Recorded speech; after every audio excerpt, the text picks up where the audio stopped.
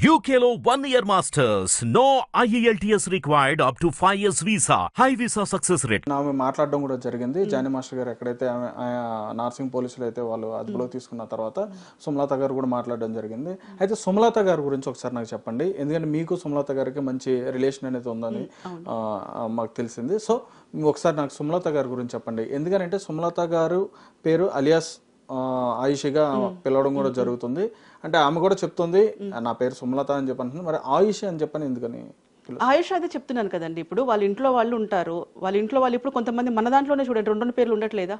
ఇప్పుడు మతం ఒకటే మీరు చూస్తున్నారు, కావాలని ఇది వాంటనే తగిలించుకున్నారేమో, ఇప్పుడు ఇరికించడం కోసం జరుగుతున్న డ్రామాలా కనిపించట్లేదా? ఇప్పుడు ఆయుషగా కొత్తగా మారిందా? కొత్తగా పిలుచుకుంటున్నారా? ఆ అమ్మాయి పెళ్ళయి 14-16 సంవత్సరాలు జరుగుతుంది. 16 సంవత్సరాల నుంచి ఇప్పుడు ఈయన లవ్ జిహాద్ చేస్తున్నాడు అని ఎందుకు కనిపించలేదు? ఈ అమ్మాయి వచ్చినాకనే ఎందుకు ఎంటర్ అయింది? అదేదో ఫస్టే పట్టుకోవచ్చు కదా. అంటే సుమలత గారు కూడా కలిసి, జానీ మాస్టర్ గారు సుమలత గారు వీళ్ళిద్దరు కూడా కలిసి వెళ్ళి అమ్మాయి దగ్గర బాగా ఇబ్బంది పెట్టి నువ్వు మతం మారి వెంటనే వీడిని పెళ్లి చేసుకొని చెప్పి ఈమె కూడా ప్రోత్సహించిందని చెప్పన్నది కూడా ఏ భార్య చేస్తుందా? ఏ భార్య అయినా చేస్తుంది. మరి ఎందుకని ఆమె ఆ మాటలన్నది? ఇరికించాలి కాబట్టి. అంటే ఈయన్ని ఇరికిస్తే ఏమొస్తుంది? మీకు జానీ మాస్టర్ గారిని ఇరికిస్తే ఏమొస్తుంది అమ్మాయికి? ఆమె సొంతంగా పుట్టిన బుద్ధి కూడా కాదు. నేను చెప్తున్నాను, ఆ అమ్మాయి అలాంటి అమ్మాయి కాదు. ఒక 4 months బ్యాక్ కూడా వేరే వాళ్ళు ఎవరో కలిసారట, కలిసి మాస్టర్కి ఇట్లా కంప్లైంట్ చేయండి, ఆ అమ్మాయి కూడా వెనక్కి తగ్గిందంట. అసలు ఎందుకంటే వాళ్ళు ఉన్న రిలేషన్ ఉండొచ్చు, ఫ్రెండ్షిప్ ఉండొచ్చు, ఆయన దగ్గర వర్క్ చేసిన గురువు అన్న రెస్పెక్ట్ ఉండొచ్చు తనకి. అది ఏదున్నా సరే ఆ అమ్మాయి చాలా పాజిటివ్ గా ఉంది మాస్టర్ విషయంలో. కానీ వెనకాతల ఎవరు 4 months బ్యాక్ ఎవరో అంటే కాల్ హిస్టరీ ఎట్లాగో కోర్టులో వస్తుంది, ఎప్పటి నుంచి ఏం జరిగింది, దీని మూలం ఎక్కడ పడింది, బీజం ఎక్కడ పడింది అనేది మెల్లిమెల్లిగా తోడుతూ ఉంటే బయటకు వస్తాయి. సో అలాంటప్పుడు ఆ అమ్మాయి లేనప్పుడు పెట్టాలి అని ఫోర్స్ చేసింది ఎవరు? అది కూడా మనకు తెలుసు. సడన్ గా ఎలా పెడుతుందండి?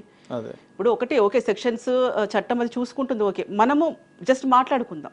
జస్ట్ మాట్లాడుకుంటే ఇన్ని రోజుల తర్వాత ఇంత ధైర్యం ఎలా వచ్చింది, ఎందుకు పెట్టాలనిపించింది? నెక్స్ట్ ఇంకొకటి 15వ తేదీ చాలా మంది పార్టీ చేసుకున్నారట. అయిపోయింది, నా కొడుకు తొక్కేసాము కేసు పెట్టిన రోజున, డేట్ నాకు ఐడియా లేదు, 15 అండి. 15వ తేదీ నేను అయిపోయింది వాడి పని తొక్కేసాం, ఇక చాప్టర్ క్లోజ్ అన్నారంట. మరి అంటే ఎవిడెన్స్ సంపాదిస్తున్నారు. మీలో మీకే ఉన్నారనమాట శత్రువులు అయితే ఉన్నారు, ఎక్కడైనా ఉంటారు. ఆల్రెడీ దీనికి సంబంధించి అంటే జానీ మాస్టర్ గారికి సంబంధించి ఆల్రెడీ యూనియన్ లో చాలా వరకు గొడవలు కూడా జరిగినాయి. అవును, అయితే అవి కూడా చాలా అంటే చాలా సెన్సేషనల్ న్యూస్ గా అయితే మారింది. కానీ ఇప్పుడు జరిగిన న్యూస్ అయితే మరి అంటే మరి చాలా దారుణమైన పరిస్థితి. అది ఎవరైనా స్కెచ్ చేశారట, స్కెచ్ చేసి స్కెచ్ ప్రకారమే జరుగుతుందంట. ఎవిడెన్స్ కోసం వెయిట్ చేస్తున్నాం. ఎవిడెన్స్ కనుక వచ్చిందంటే పక్కా ప్రూఫ్ మేము కోర్టుకు అందిస్తాం అనమాట. అంటే ఆ 15వ తేదీ వేరే వాళ్ళు రికార్డ్ చేశారట. సో అవన్నీ కూడా ఆ వ్యక్తులు ఎవరు, ఎందుకు పార్టీ చేసుకొని మాట్లాడారు, ఎవరో ఒకరు కొంత ఉంటారు కదండి రికార్డ్ చేసే పిల్లలు, తొట్టు పిల్లలు ఎవరు ఉంటారు, అరే ఏదో మాట్లాడుతున్నారు రికార్డ్ చేసి ఉంటారు. సో ఇవన్నీ ఎవిడెన్స్ కింద మేము అదే ప్రయత్నంలో ఉన్నామన్నమాట. దొరికితే గనక, ఎందుకంటే ఇంత గట్టిగా వచ్చి నేను బయట మాట్లాడుతున్నాను ఎందుకు అంటే అవి తెలుస్తున్నాయి, వాంటెడ్లీ ఇరికిచ్చారు. Okay, right. ఇంకొక విషయం మాట్లాడాలండి మీతో. మీకు ఛాంబర్ నుంచి కానీ లేదా మీ యూనియన్ నుంచి కానీ ఒక ఆడియో కాల్ వచ్చి మీరు ఎవరు కూడా రెస్పాండ్ అవ్వద్దు, మీరు ఎవరో కూడా వీటి గురించి మాట్లాడొద్దు అని చెప్పని మీకు చెప్పడం కూడా జరిగింది. మీకు వీటి గురించి, ఈ డిస్కషన్ గురించి మీరు మాట్లాడొద్దని చెప్పని మీకు చెప్పడం కూడా జరిగింది. చాలా మంది మాస్టర్స్ కూడా ఎవరు కూడా రెస్పాండ్ కూడా అవ్వట్లేదు కనీసం. ఎందుకని భయపడుతున్నారా? అసలు అది ఎందుకు పెట్టారో, ఎవరు పెట్టారో నాకు తెలియట్లేదండి. అంటే ఈ రూల్స్ ఎందుకు పాస్ చేశారు, ఎవరు పాస్ చేయమన్నారు, ఒరిజినల్ అది. అలాంటప్పుడు ఎవరు చెప్పారు, దాని వెనకతలు ఎవరు ఉన్నారు, ఎందుకు మా నోరులు మూపిస్తున్నారు అనేది విషయం ఒకటి తెలియదు. ఇంకొకటి ఇదేంటే పర్సనల్, అది యూనియన్ సంబంధించింది కాదు. ఇప్పుడు ఈ ఇష్యూ ఏదైతే జరుగుతుందో ఆ అమ్మాయి మా మెంబర్ అంటే బయట నుంచి వచ్చిన అమ్మాయి కాబట్టి అది బయట వాళ్ళ ఇద్దరు పర్సనల్ గా జరిగింది. మా షూటింగ్ సంబంధించింది కానీ సంస్థ సంబంధించింది కాదు కాబట్టి మాట్లాడొద్దు అన్న ఉద్దేశంతో చెప్పిండొచ్చేమో నాకు తెలియదు. నేను జస్ట్ ఏంటంటే ఒకరు కలిసి టీ తాగినా మనకు అన్ని గుర్తుంటాయి.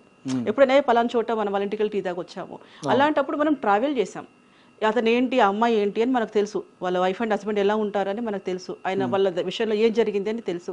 ఇంత తెలిసిన తర్వాత ఒక వ్యక్తి బాధలో ఉన్నప్పుడు లేదా ఇబ్బందుల్లో ఎలిగేషన్స్, ఆరోపణలు ఎదుర్కొంటున్నప్పుడు మనకు తెలిసింది కూడా చెప్పొద్దు అని అంటే నా నోరు ముయ్యడానికి హక్కు ఎవరికి ఉంది? వాక్ స్వాతంత్రం లేదా మనకి? అంటే మాట్లాడకూడదా? ఆయన మంచోడంటే మంచోడని చెప్తాం, చెడ్డోడని చెడ్డోడని చెప్తాం, ఏదో ఒక ఒపీనియన్ చెప్తాం కదా. ఒపీనియన్ చెప్పొద్దు అనడం మాత్రం నేరం కదా? అవునా కాదండి చెప్పండి? అసలు చెప్పకూడదు అంటానికి ఏంటి అసలు? మరి దీని గురించి ప్రశ్నించారా మీరు ఛాంబర్ లో గానీ? ఇంకా లేదండి, ఇంకా లేదు. ఎందుకని ఇలా వద్దని చెప్పని మాట్లాడొద్దు అంటున్నారని చెప్పని అడగలేదా? లేదు, నాకు డైరెక్ట్ గా నాకు కాల్ రాలేదు.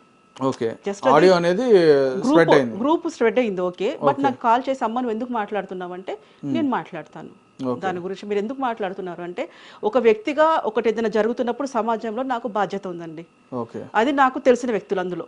ఇప్పుడు ఇదే కాదు, ఏదన్నా సరే ఏదైనా మాట్లాడాల్సి వచ్చినప్పుడు మనకు తెలిసినప్పుడు మాట్లాడాలి. నోరు మూయించడానికి ఎవరికి రైట్స్ లేవు. ఓకే.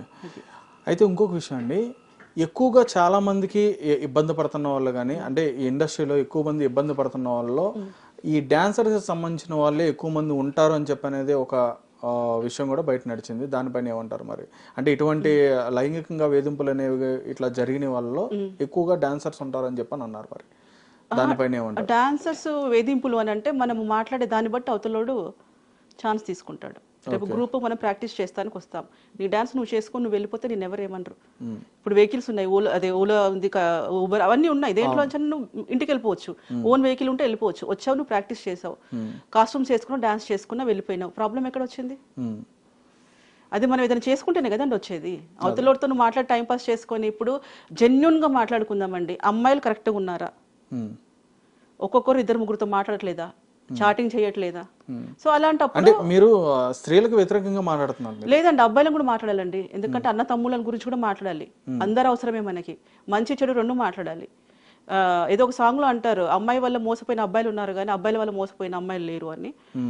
ఇప్పుడు అది కూడా ఆలోచించాలి. చెడ్డోళ్ళు మొగోళ్ళు ఉండొచ్చు, ఆడదే ఛాన్స్ ఇవ్వకపోతే మొగోడు చేయడం అనేది నా ఒపీనియన్. నేను ఒక ఆడపిల్లని అయినా కూడా తప్పుంటే తప్పే మాట్లాడతా. ఇప్పుడు మనకి అది జరిగిందండి కోల్కతాలో, అది చాలా బాధాకరం. అసలు అది నో వర్డ్స్, ఇంకా దాని గురించి మనం మాట్లాడలేము. అదేం హైలైట్ అవ్వదు. ఇక్కడ మనకి మసాలా కావాలి. ఇప్పుడు అలా జరిగినప్పుడు ఎవరైనా మన దాంట్లో తెలుగు వాళ్ళు ఎవరైనా స్పందించారా? లేదు. ఇక్కడ ఏదో జరిగింది. ఇప్పుడు అక్కడ జరిగినప్పుడు అమ్మాయికి ఏమైనా ఇన్సిడెంట్ జరిగిందా? ఇంకేదైనా ప్రాబ్లం అయిందా? అక్కడ కూర్చొని అమ్మాయి ఏడుస్తూ ఉందా? లేకపోతే హాస్పిటల్లో అడ్మిట్ అయిందా? హ్యాపీగా నవ్వుకుంటూ ఉన్నారు, ఇద్దరు సాంగ్స్ చేసుకున్నారు, ఇద్దరు వర్క్ చేసుకున్నారు. ఈయనంతలో ఈయన వర్క్ చేసుకున్నాడు, ఆమె వర్క్ చేసుకుంది, అందరు బాగానే ఉన్నారు. పబ్లిక్ ఎందుకండి ఇప్పుడు న్యూసెన్స్ చేయడం? ఇప్పుడు ఇద్దరు హ్యాపీగా ఉన్నారు లేదా? మనం ఆలోచించుకుందాం. ఆమె వర్క్ ఇక్కడ నాగిందా? ఆమె హ్యాపీగా వర్క్ చేసుకుంది, హీరోయిన్ గా వర్క్ చేసింది, మాస్టర్ గారు బిజీగా వర్క్ చేసుకున్నారు. సో ఇప్పుడు సడన్ గా ఇష్యూ పెట్టగానే ఇదైపోయింది, అదైపోయింది, ఇదంతా ఎందుకు హంగామా? ఎంత హైప్ ఎందుకు? అంటే ఆమె పెట్టిన కేసు లైంగికంగా వేధించాడు, నన్ను రేప్ చేశాడని చెప్పని డైరెక్ట్ గా చెప్పింది కాబట్టి, రాతపూర్వకంగా కేసు అనేది పెట్టడం జరిగింది కాబట్టి ఇది పబ్లిక్ ఇష్యూగా అయిపోయింది. మరి ఇలాంటివన్నీ ఇంకా వేరే దగ్గర ఎక్కడ జరగట్లేదా? అంటే దీని ఏంటంటే చూసింది ఒకటి, చేసింది ఒకటి. మాస్టర్ గారు దొరికింది, ఈ రోజు ఓకే, నేను తెచ్చారో ఈ రోజు అయిపోయింది. అంటే రాజకీయంగా కూడా ఏమైనా కుట్ర ఉందని చెప్పని అనుకోవాలి. ఇది నేను చెప్పడానికి మొత్తం ఏంటంటే, ఈయన చేసింది ఎంత ఉందో, రూపాయి ఉందో 10 రూపాయలు ఉందో మనకు తెలియదు, కానీ ఒక 1000 రూపాయలు మాత్రం బయట నుంచి జరుగుతుంది అంతే. వాంటెడ్లీ ఇరికిచ్చినట్టుగానే. ఇప్పుడు ఒకటండి, ఫస్ట్ కేసు పెడతారు, లైంగికంగా వేధింపులు అయ్యింది, ఆ అమ్మాయిని రేప్ చేశారు, ఓకే, ఆ ఒక కేసు అప్పుడు పెట్టారు, లేదు అప్పుడు కుదరలేదు, సరే మీ దారికే వస్తాను, ఇప్పుడే పెట్టారు. ఆ కేసు నిలబడుతుందో లేదో అనుకొని ఏజ్ తీసుకొచ్చారు.